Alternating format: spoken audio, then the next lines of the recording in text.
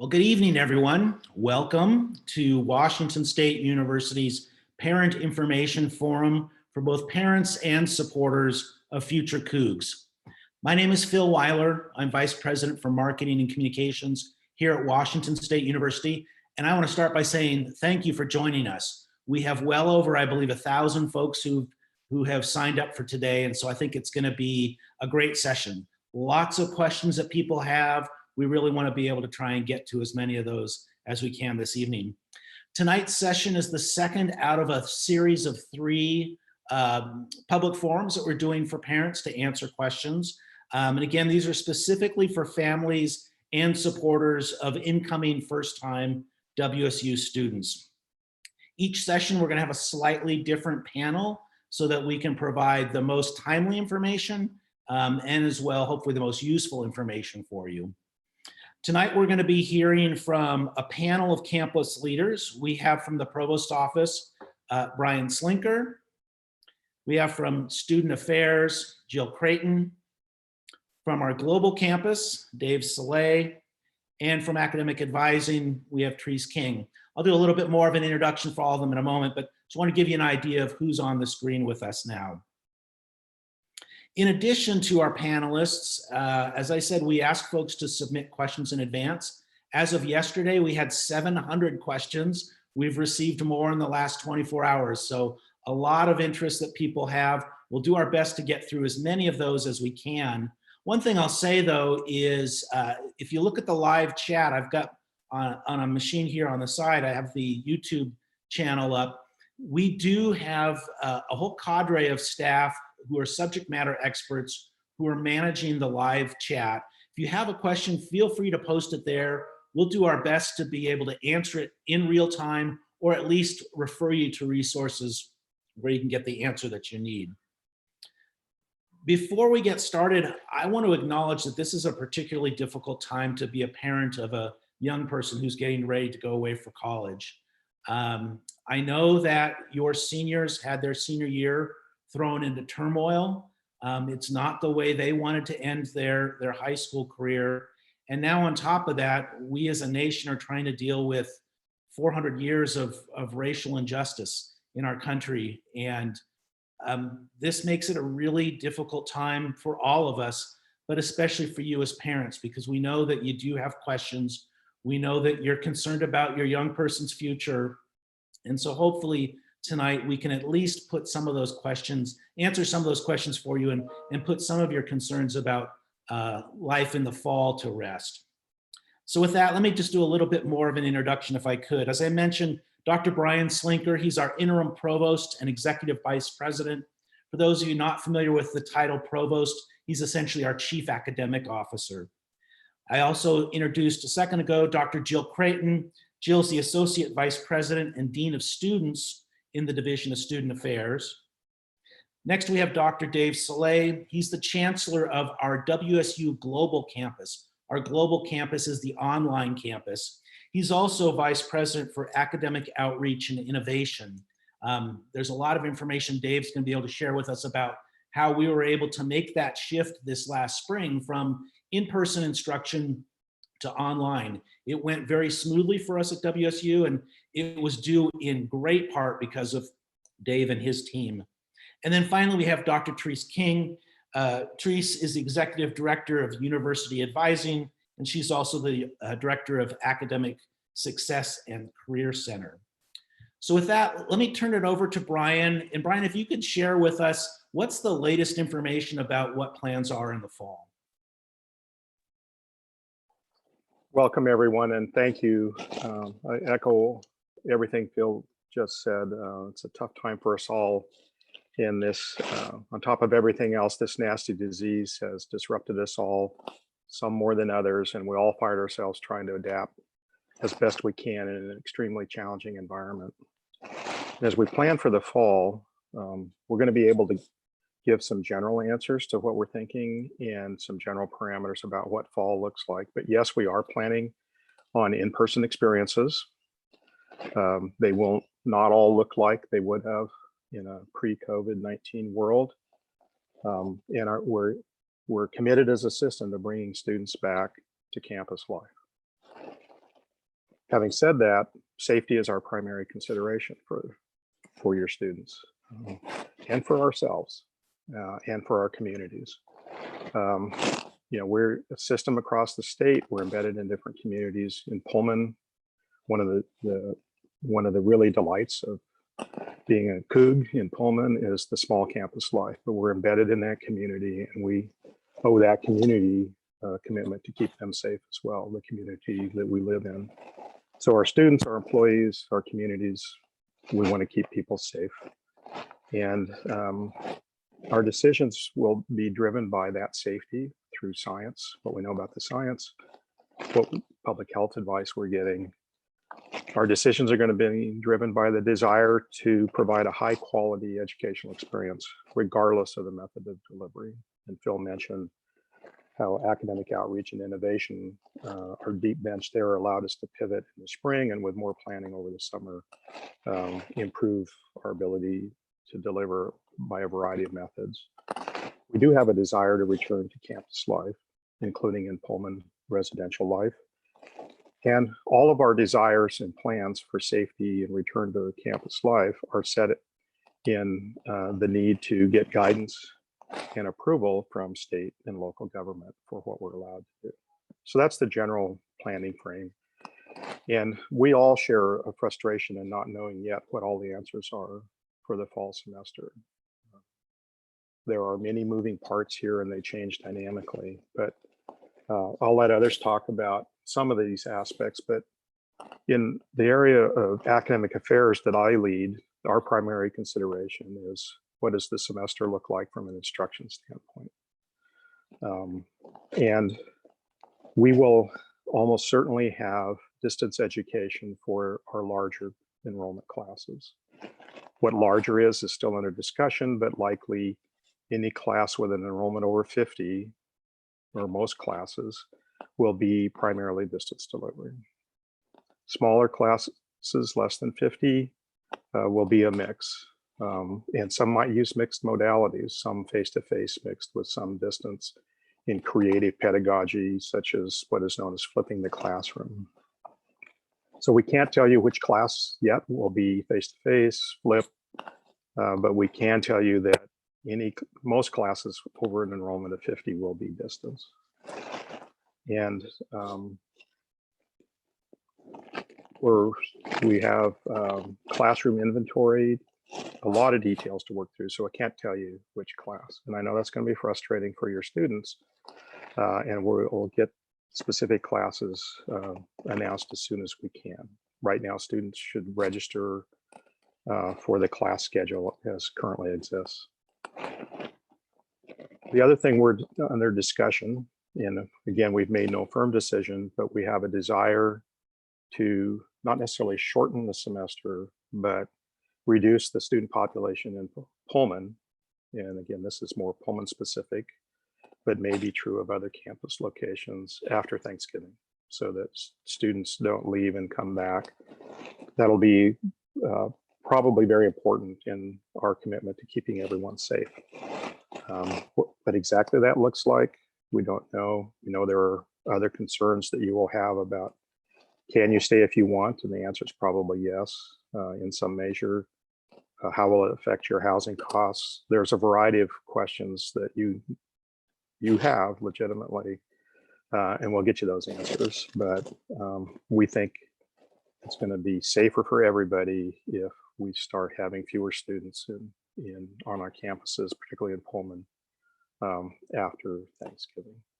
So I'll stop it there with again, a general commitment to safety, high quality education, regardless of how we deliver it, and decisions driven by our desires to have as much of a return to campus life as we can within those safety guidelines. And turn it back to you, Phil.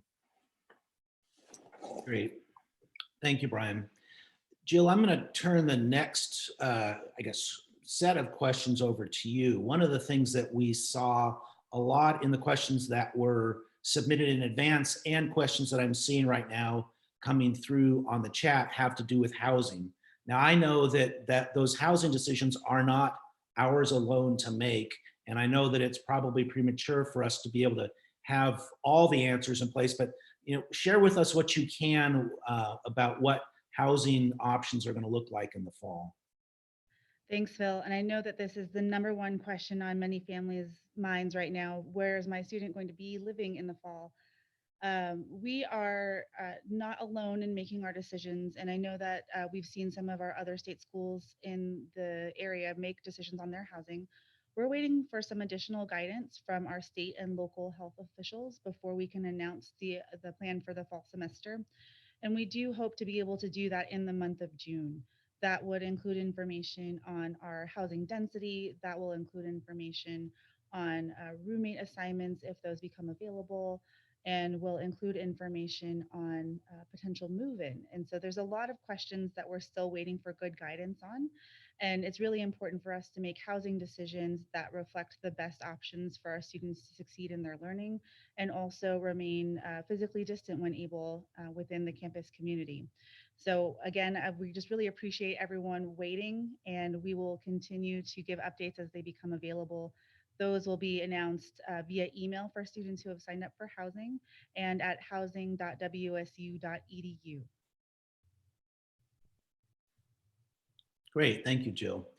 Dave, I want to send the next question to you. As I mentioned in the introduction, WSU, in my opinion at least, was uniquely positioned to be able to make that switch from face-to-face to distance learning, in part because of the deep history we have in online education and our global campus.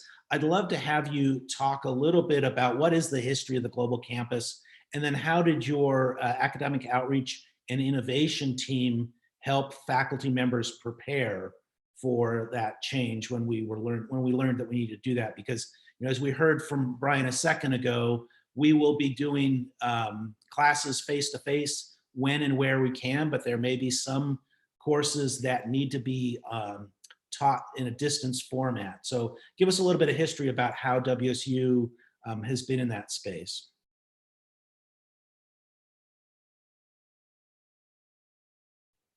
I think you're on mute, Dave. Washington State's been a leader in online education for really the last few decades. US News and World Report ranked us in the top 10% of universities who deliver undergraduate degrees through online technology. We were actually one of the first universities in the country to offer a degree at a distance, which was almost 3 decades ago. So we've been at this for some time, and we've got a very robust suite of support services for students, anywhere from online tutoring, library services, career counseling, tech support advising. We really can support students who never set foot on a physical campus. We also can support students that do a mixed modality, where they're on campus, but they're still using tools to engage in some part of their courses. So we've got a lot of support resources for your kids. As we pivoted from face-to-face to online this last spring, we made that transition in 2 weeks, where we had 700 faculty go through trainings before the start of spring, and then another 300 who went through support trainings throughout the spring semester. So we had 1,000 faculty who engaged in workshops, trainings, support services, one-on-one. And the thing that I'm excited about is we had 2 weeks to make that change. Right now, we've got 3 months to plan for the fall. We've got 400 faculty who are engaged in some cohort training around specific topics that they want to incorporate to support students in, as Brian said, various modes of delivery. Some of that's face-to-face, some of that's going to be flipped, some of that's going to be uniquely online. And so we have a lot of support for faculty, and we also have a lot of support for students. On our Learning Innovation site, which is part of the Academic Outreach and Innovation, there are pages dedicated just to students and how to use the technology and navigate the environment. Great, thank you, Dave. Therese, one of the things that is coming up right around the corner is going to be our new student orientation sessions, known as Alive. Can you talk to us a little bit about what does Alive look like, what people should expect, what's the best way for students to get the most out of Alive sessions, And we'll stop there, and I've got other questions for you in the moment, but let's focus on Alive first. Okay, great, thanks. Well, we're really excited to greet our incoming class, our new students, and parents and supporters of students through the Alive program. We actually have our first session in for our Hawaii students and out-of-state students this Saturday coming up, and then our Pullman sessions will be the following week. Alive is really an event to not only welcome you into the Cougar family, but help you take care of some of those sorts of businessy things that need to happen before you can actually be in the classroom on the first day. So we have student orientation counselors that are going to lead students through the sessions virtually online, do different activities. One of the goals of the Alive program is to help build community among the students. And we can certainly do that virtually as well as in person. We want to make sure that students are connecting with other students if they don't know other students when they're coming to WSU. We want to make sure that they've met somebody besides their orientation counselor. They're going to be in groups of about 12 to 15 students and working throughout the day in different workshops. Some of the students will attend workshops based on what their own personal interests are. Maybe they want to learn how to get involved. Maybe they're interested in on-campus employment. So lots of different workshops like that. And of course, students have lots of questions about how their credits transfer, if they're part of running START programs or their AP exams, and want to know what classes they'll be taking in the fall. So we have academic advisors lined up to work with students throughout the program. For parents, we have a lot in store for you as well, getting a lot of your questions answered. And to put the orientation program together in person and online, we have over 450 students and staff and faculty at the university to gather together to make one program happen. So we're pretty excited. I'm getting really excited for the program to start. Great. I love the Alive sessions. I think that is the first, in my mind, it's sort of one of the first introductions for students to what life at a university is going to be like. So for those parents who have students who are signed up, I think they'll have a great opportunity to learn more about WSU and really kind of get excited for next year. You know, Brian, I'm looking at some of the comments we're seeing in live chat, and there's still interest about COVID-19 and what is that going to mean for WSU as we prepare. And I wonder if you could talk a little bit about, this is a little bit of a nuts and bolts kind of question, but WSU has some infectious disease experts who are members of our faculty who are doing work around modeling. And I wonder if you could share some information about who that group is, what they do, and how we might be able to take their expertise to make sure that our students, faculty, and staff are safe in the fall. Sure, Phil. Happy to address that as a scientist. I'm always happy to talk science. So COVID-19 is caused by a coronavirus, as most of you know, an unusual set of viruses that typically they cause the common cold, different coronaviruses, but this one's special. This one we're still trying to figure out, which is what makes it a little harder to plan because we learn more and more as time goes on. But the key to returning to campus life in terms of what classrooms we feel safe to have students in for face-to-face, how we occupy dorms, how we open up common facilities such as the rec center, how we do that safely, depends on the biology of the virus. It depends on how much disease we have in our population. And so our goal in Whitman County, for example, we do not have a lot of COVID-19. We don't want to bring a lot of it in, but we have 4 infectious disease modeling experts on our faculty, 2 from our Spokane campus and 2 based in Pullman. And they're working with one of our National Academy members who's also an infectious disease scientist. And so I can go to them with a question like, we want to achieve this goal. We want to know what's it going to take to keep students safe if we have classes of this size, or Jill, Vice President Gonzalez on the student affairs side can go to the team and say, if we had a goal to have this type of occupancy in our dorms, what do we need to do to keep students safe? And the tools for biosecurity are going to be the same as for any business, whether it's a Boeing or any other business. We have tools. We need to have people stay home if they're sick. We need to have basic hygiene and sanitation, disinfection of surfaces. But we also cannot keep this many people safe when they return to campus unless we also have testing for the virus itself and a strategy to do that periodically, to surveil our population. And we know, talking with other infectious disease experts, other universities that are considering the same thing that we are, that we can do this. There are strategies for testing, contact tracing if there are positive tests. And the testing strategy is designed to keep the number of positive tests low so that we can effectively contact trace and keep the disease tamped down. So that's the core of a strategy, is a testing strategy, and the modelers can tell us what that's going to look like. And then we have other tools then, like the attestation, wearing facial coverings, maintaining social distancing. We're even doing things like, to try to maintain social distancing, controlling traffic patterns. Some of you may have been in retail establishments where the aisles in the grocery store are now one way to reduce interactions of people. We're considering the same kinds of things. So this gets down in the weeds pretty far, but we don't have really a different toolkit that anybody else has to work with. We have the modelers to help us know how to deploy that toolkit to keep everyone safe.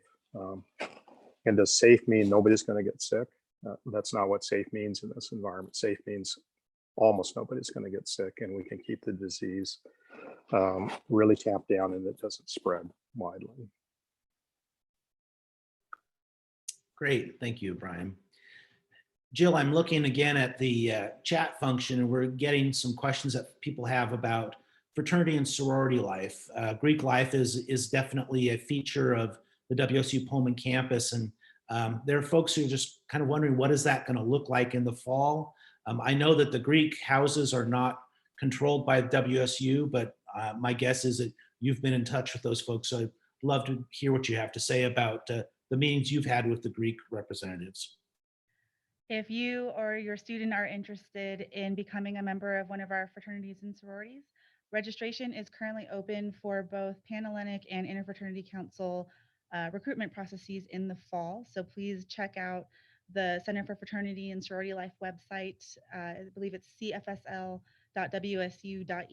and you can get all the details about signing up for recruitment.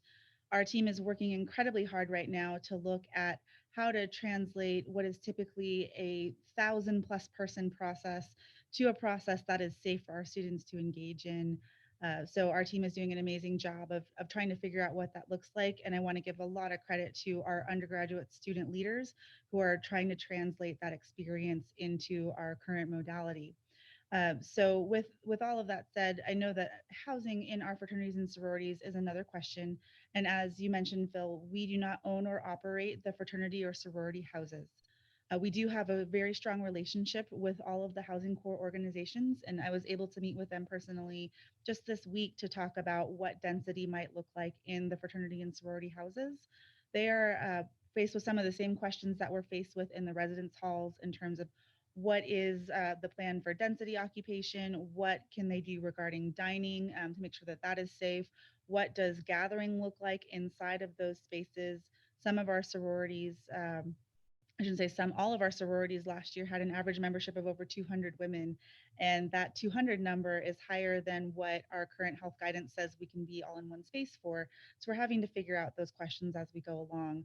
Whitman County Public Health is involved in those discussions as well, and we are anticipating some additional guidance from the state level on what we can do in that area.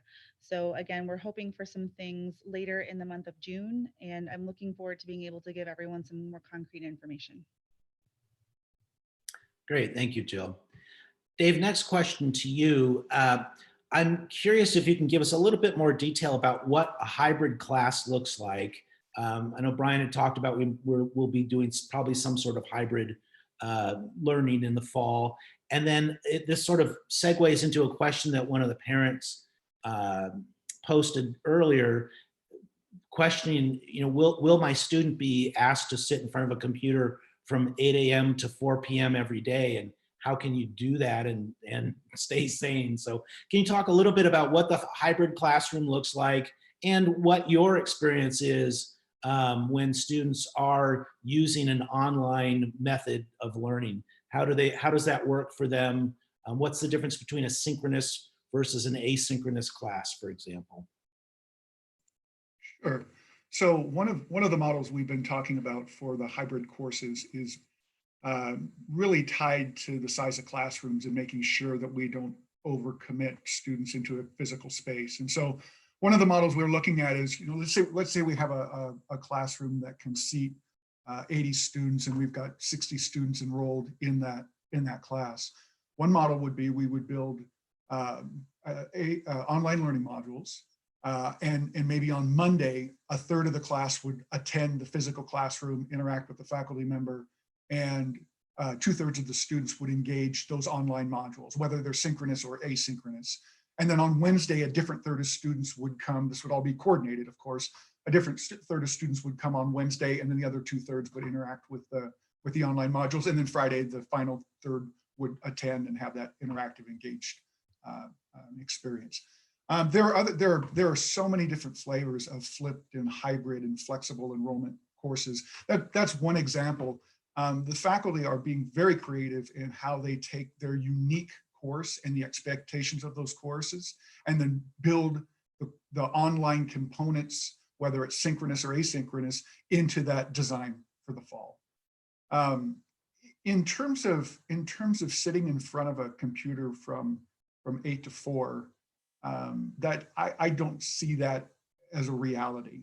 We're going to have a number of asynchronous options, and one of the options with asynchronous is, although you're still built around a schedule, that schedule's built around days rather than an hour in a day. So you may have an assignment, something that you have to engage in, and that material, that interaction is online, and you may have 2 or 3 days to engage in that activity. So the students can spread out the time that they're actively engaged in their asynchronous course.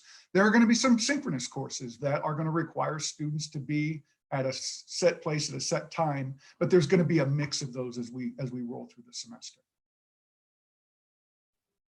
Great, thanks, Dave. So Therese, a lot of questions that I'm seeing, both again, previously submitted and some in the live chat, having to do with questions about advising. How do students select classes? When do they go about selecting their classes for the fall? So can you talk a little bit about that for us? Sure. So as students get close to their orientation session that they've registered for, new student programs and the Alive staff are going to send out links to the students ahead of time on some pre-recordings that they can watch that gets them kind of primed for the information and conversations that they're going to be having with their academic advisors. We spend some time talking to them about the core curriculum that they'll be taking, that all students take, which we call U-Core. It's similar to the general education that students are used to from high school, where they have to take so many math and so many writing and that sort of thing. So we talk about that. And then during the program, we're going to have live sessions with the students, and the different departments and colleges have presenters that are going to share what it would like to be a business student. What would it be like if you wanted to be an animal science major, and talk about those sorts of courses. And so the students will divide up according to their interest areas. And one of the things I want to say to students especially is, we recognize that when you applied to WSU, that you told us you wanted to major in X, but that was 6 months ago, and now you might want to major in something else. We're prepared for that. In fact, we're prepared for you to come into Alive on day 1 and say, this is what I'd like to major in. And by day 3, when you meet one-on-one with an academic advisor, you've chosen something else. So we have a staff of academic advisors around campus that are there to work with you based on what your interests are. They're going to talk to you about transfer credit you may have coming in. They're going to help you pick courses so that you would be taking courses, if you were in business, for example, that the business students typically take in their first year. We're also going to share with students the tools that we use, and students can look at some of those ahead of time by looking at the WSU course catalog or schedule of classes. But our students will be, during Alive, will be guided through that process, do some sampling first with some peer leaders, orientation counselors, have meetings with faculty and advisors, and then finally on the 3rd day, sit one-on-one with a faculty advisor and move through the selection of their courses. When they finish with that, they can actually enroll and they will be officially WSU students at that point.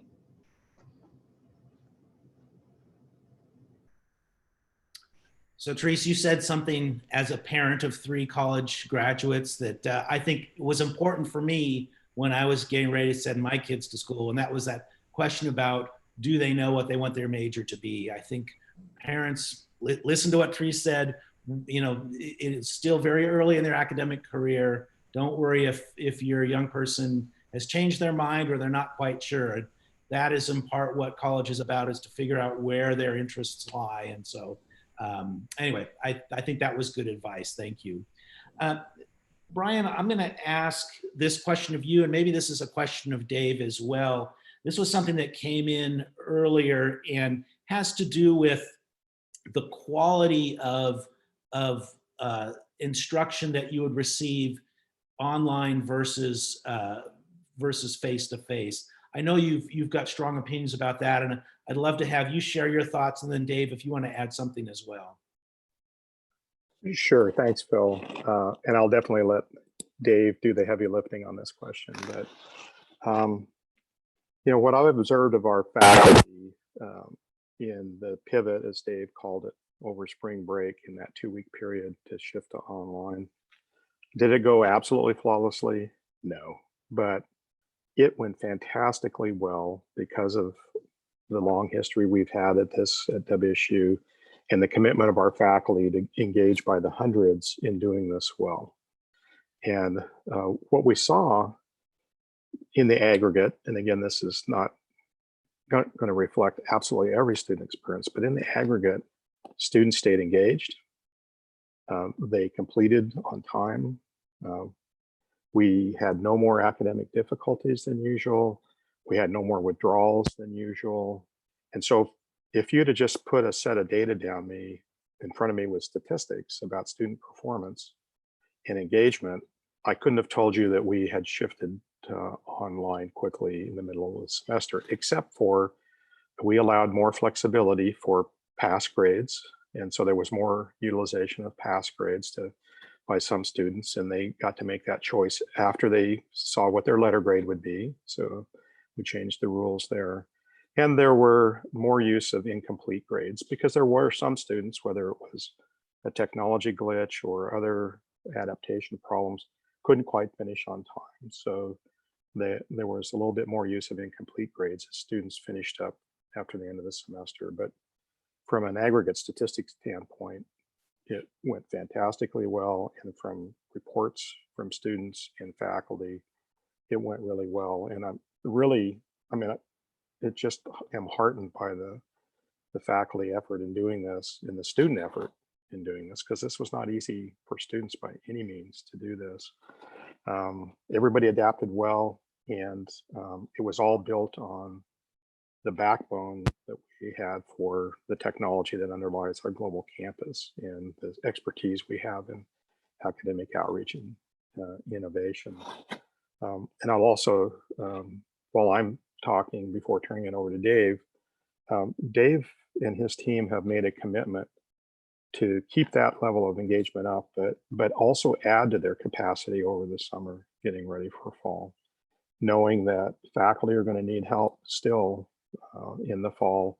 And so they're going to add 20 technology assistants to increase our workforce to help faculty do this in a quality way. And Dave mentioned already that we have more than 400 faculty already engaged in a variety of ways to improve what they're going to do over the fall. I guess what I'd ask you to do, Dave, is talk more about the general quality of the online education experience from your long history in engaging there.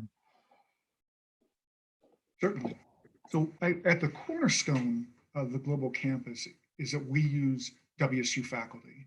We don't, many universities hire faculty outside of the ranks that exist on a physical campus. And so it's the same faculty who would teach a course in Pullman or Vancouver are the same faculty who are going to teach a course in global.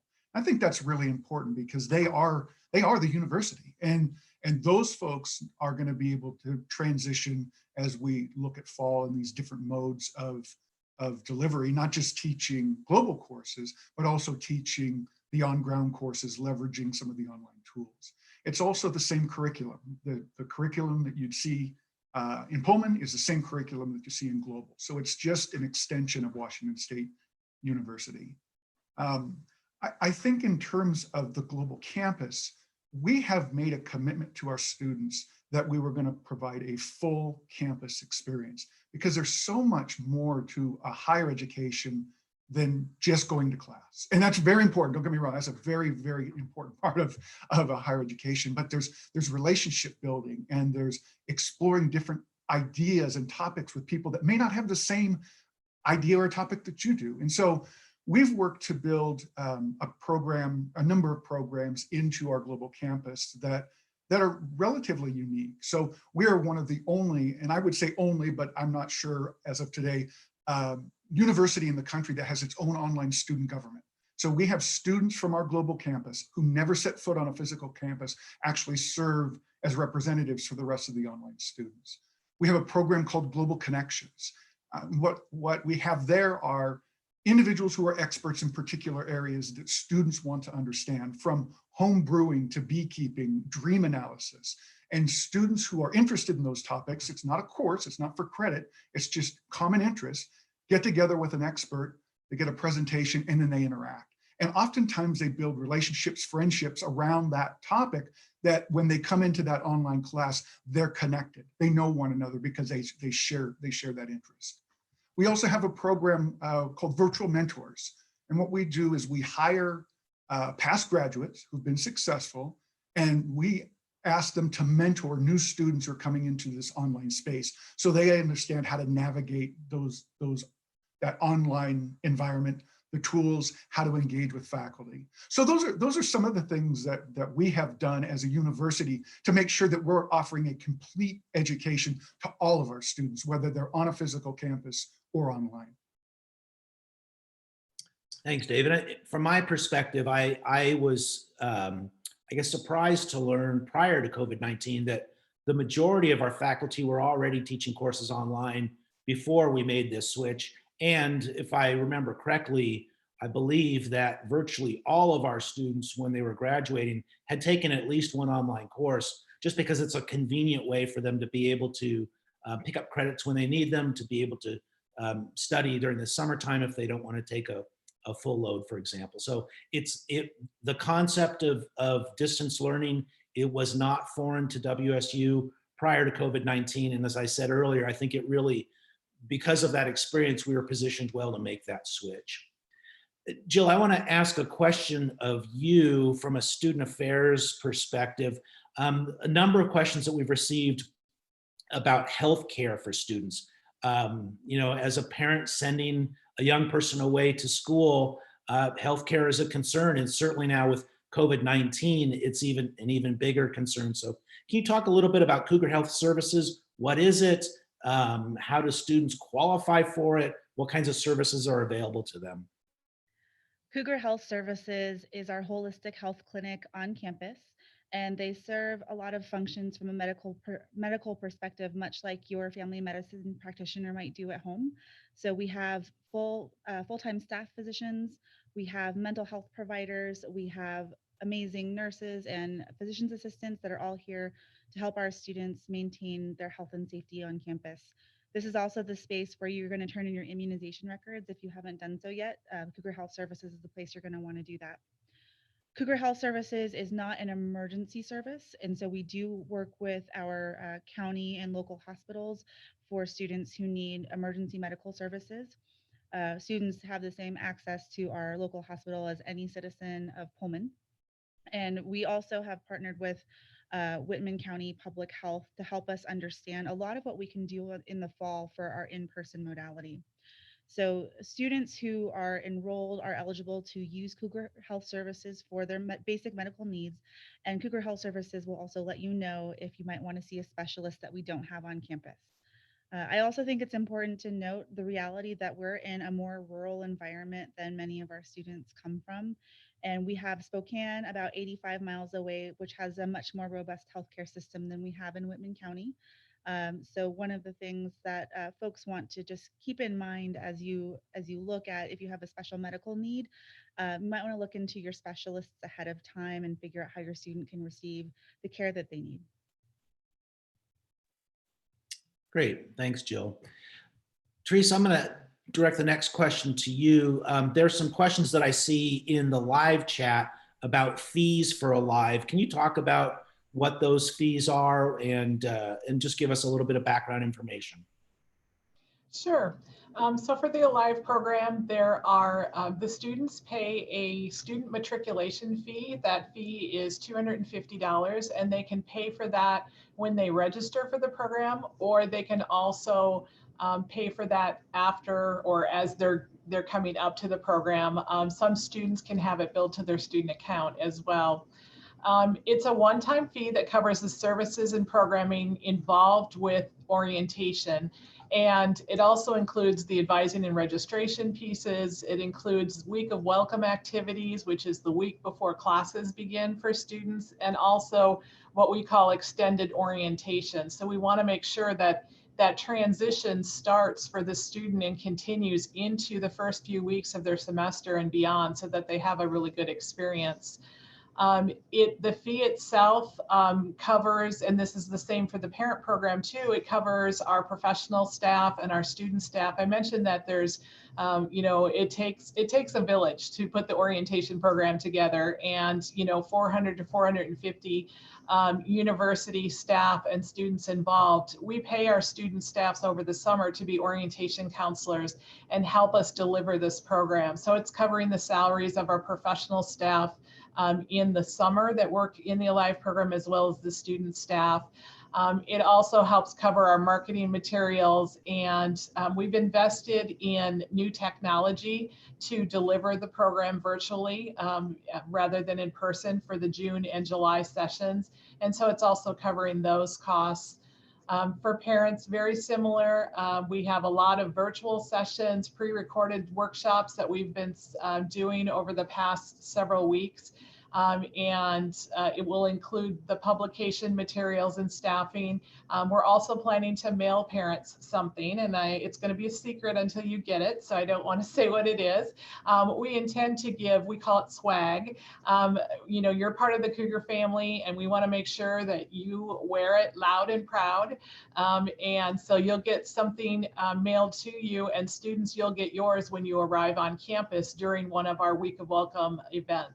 So really the fees are there to cover all aspects of the program and marketing of the program and delivery. Thank you. So Therese, is a live session, is it a live session or is it pre-recorded? What can I expect if I'm a student and I'm going to be attending this? Yeah, so it's both. We have some pre-recorded information and materials that we'll send out about a week. Well, actually, we send it out some information a week ahead of time that includes some preliminary steps we would like students to take, their placement testing, for example. If they have not already received college credit for math or writing or foreign languages, students can take their placement exams ahead of time so that when the orientation dates arrive, they'll be ready for them. And then on the actual days for an incoming freshman session, it's a 3-day program. On the first day, the students will meet their orientation counselors, and that will be an exchange over Zoom for the orientation counselors and the staff. So they'll have some of this pre-recorded materials that they'll watch on that day, and then they'll interact with each other and interact with the orientation counselor, student, staff, and faculty. On the second day of the program, the students will be learning about our general education. That will be a live stream. So they've watched something pre-recorded, gotten a little bit of information, and then they will have someone actually from our office talk to them about why they're taking those courses, or they'll have a presentation from the honors faculty, or they might have a transfer presentation if they're a transfer student. So we're giving them a little bit of materials, like reading your book ahead of time a little bit, so that when you get into class, you're ready to go and you've got questions and you're interacting face-to-face over Zoom with the presenter of that session. And we really kind of pepper that pattern throughout the day, where there's some things live and some things you'll go to and watch. Some things we want to get the students up and moving around and interacting in different groups. And the workshops in the afternoon are live as well, and there's plenty of time for questions and answers. We have resource fairs that really can introduce parents and students to a variety of the resources, the residence life and housing, how to get involved as a student, how to get a campus job and there are campus jobs, even though they're in some cases we'll have some virtual things for you, but we do have our staff that are really relying on students to apply for those campus jobs in the fall. And as I mentioned, on the third day of the program for the students, they're going to be doing one-on-one advising over Zoom with a faculty or professional advisor. Those are set appointments for them, and they can take some time to talk about classes, talk about what their interests are, and pick those classes for fall. And then they'll meet again with their orientation counselors to register for those classes. I also know on the third day of the program that I'm involved in a parent panel along with some of my colleagues to talk more about, any follow-up questions that they have on advising or the programming that their student received, and just to tie up any loose ends we have at that point. So it really is a combination.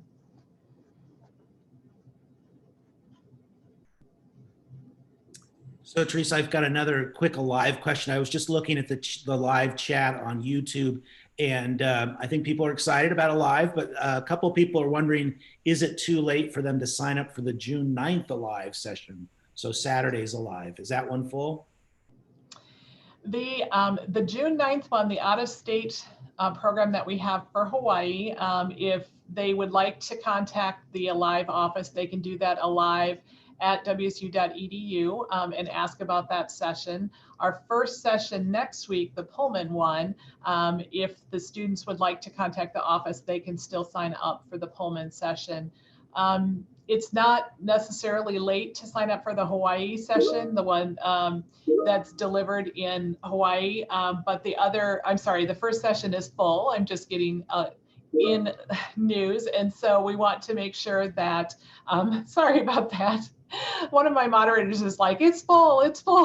So, but we do want students to contact, because we do have people switch around sessions too, and something comes up. So the best way is to contact Alive directly, the Alive office, and alive@wsu.edu is the best contact information. All right, breaking news. You're getting it live as you're speaking, that things are full. Yep. Brian, I'm going to ask you this next question because, as you noted, you are a scientist. There's some questions in the live chat today about how do we do labs? Face-to-face courses, traditional classroom. I think we can understand how we might be able to do a hybrid model there. But what are the thoughts about whether it's a musical performance or you're a fine arts student and you need time in a studio, or you're a science student who needs to be able to do lab time? How are we going to work through that? So the same basic criteria as for lecture. We know the spaces that we have available for us for those activities and their equipment. We're going to have to social distance, so there may be fewer students in those spaces at any one time. We need to look hard at, can we mix for some labs in biology or chemistry? Can we do a few face-to-face labs, maybe fewer than usual, and supplement with some simulations or other very effective means to teach concepts online. Certain things are really unique. Glass blowing studio, you can't do that unless you're in the studio. Again, we can't tell you exactly how we're going to be able to do that. We do know we can do it safely. What we don't know is how many students at any one time. So we may have to, for some experiences, we may have to be more creative in our use of the calendar, extend our hours in later in the day, or maybe use some Saturday time to provide access for these, because the one constant we know for most of these activities is we can't have the rooms as full as we ordinarily would have and stay safe.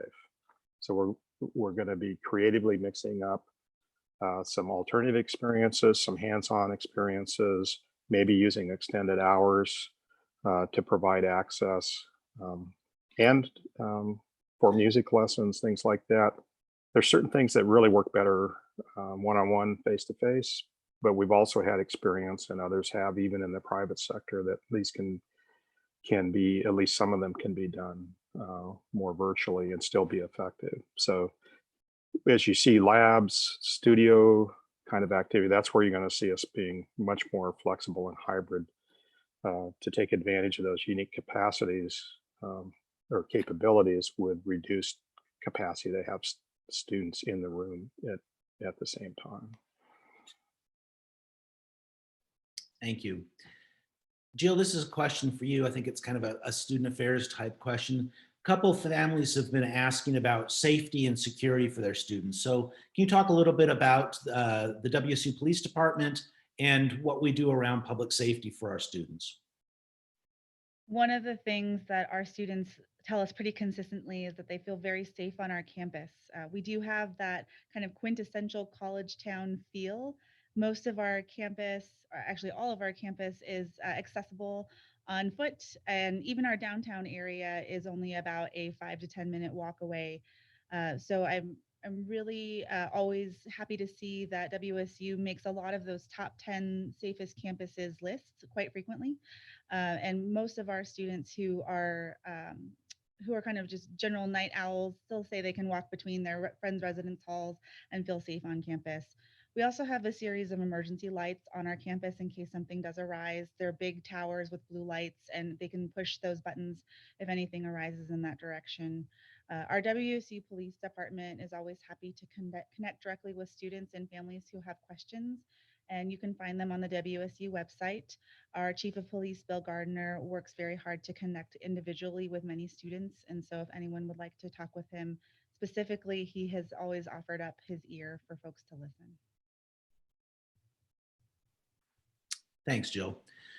Brian, couple questions that we received, and it's again sort of in this vein of health and safety and referencing specifically COVID-19. Parents are wondering, are students going to be required to wear masks in the classroom while they're on campus?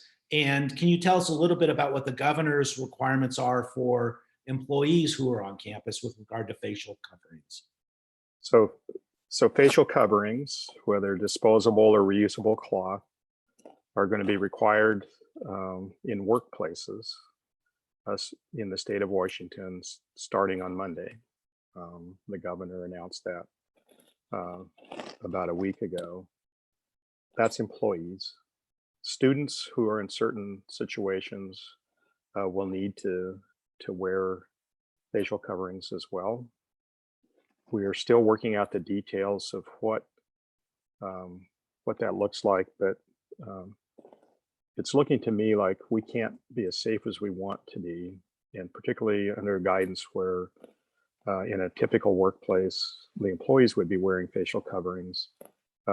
Students are going to be wearing facial coverings much of the time if they're in spaces where they are still socially distanced but sharing the same airspace. One way to look at it. Certain areas, perhaps not. It's hard to eat with a facial covering on, just like in a restaurant. It's hard to exercise with a facial covering on. So as we look at some of the unique spaces like dining or the rec center, there may be requirements in certain places to wear a facial covering, and then at other times not. So employees definitely, students very likely in most situations, if they're not by themselves in their dorm room or if they're not by themselves in the study area, would be expected to wear facial coverings. But the details of that are still very much under discussion of what that would look like for students, because obviously they're not employees, but they're sharing our same environment where employees are being asked to wear facial coverings. Thanks, Brian.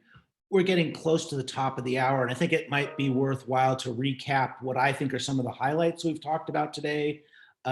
Jill, I'm gonna address this to you because lots of questions, both live tonight as well as that were submitted earlier around housing. Can you just remind us kind of where do we stand with what housing is going to look like in the residence halls in the fall? So I know that everyone is so anxious to get this answer, and believe me, I'm anxious to give it to you. We're finalizing the work with our local and state health officials to make sure that we are good to go. We're looking at a variety of scenarios. I know that across the country, some of you might be looking at where you have other students going to school and you're seeing announcements come out. Every institution works with a different state and local health government. And so we're working to do what we can to make sure that we're making the right announcement to you once. What that means for us is that we are examining what it means to have different types of density in the residence halls. When we are at normal full running capacity, we have even up to triple rooms, and so we're looking at whether or not we can run at full capacity. And you know that's a looming question, and we want to make sure that we give you the right answer one time. That once we have that answer around our density question, then we can answer questions around the first year live-in requirement. We can answer questions around who will my roommate be. And so just give us a couple more weeks. We have committed to providing this information in the month of June. That was something we said to the WSU active current community in town hall probably 3 or 4 days ago, I think. So if you have individual questions, we are always here for you. housing@wsu.edu is the email address. Our phone number is also on our website. I don't know that off the top of my head, but please just continue to hold tight with us for a couple more weeks, and we're going to get that to you as soon as we can. Great, thank you. Brian, I want to give you the last word. Any parting comments before we close? Well, first, so excited to have your students considering coming to WSU. I've been here on faculty since 1992. I'm a double alum. I love being a Coug, and I'm so excited to have your students join us as Cougs. I want you to know that everything we do is hinged on providing the quality experience that we can within the safety we need and commit to each other in our communities, our campus community, and more broadly. So we want to be safe, have campus life, high quality education through a variety of mixed modalities. And we want your students to come be Cougs and succeed. And we'll get that done. So thank you for tuning in, and go Cougs. Great, thank you, Brian. I want to thank our panelists, Therese, Dave, Jill, and Brian. Thank you for spending your time with us. But more importantly, I want to thank you parents for taking the time to, first of all, submit your questions, being supportive of your young people as they're getting ready for this really important chapter in their lives. It's an exciting time, but also kind of a scary time. Again, speaking as a parent, it's a mixture of pride and sadness knowing that folks are going to be leaving the house and moving on with their life. So thank you for joining us. Want to remind you that this is the second of 3 that we have planned. The third Parent Information Forum is for June 25th from 5 to 6 p.m. You can see the information on there on the screen now. The other thing I'll say too is that these sessions are recorded. So if you weren't able to join us right away and you want to be able to see the replay, you can go to experience.wsu.edu and get that information. Or if you missed the first one, for example, you could also go back to that as well. So we really, again, want to make these as informative sessions as possible.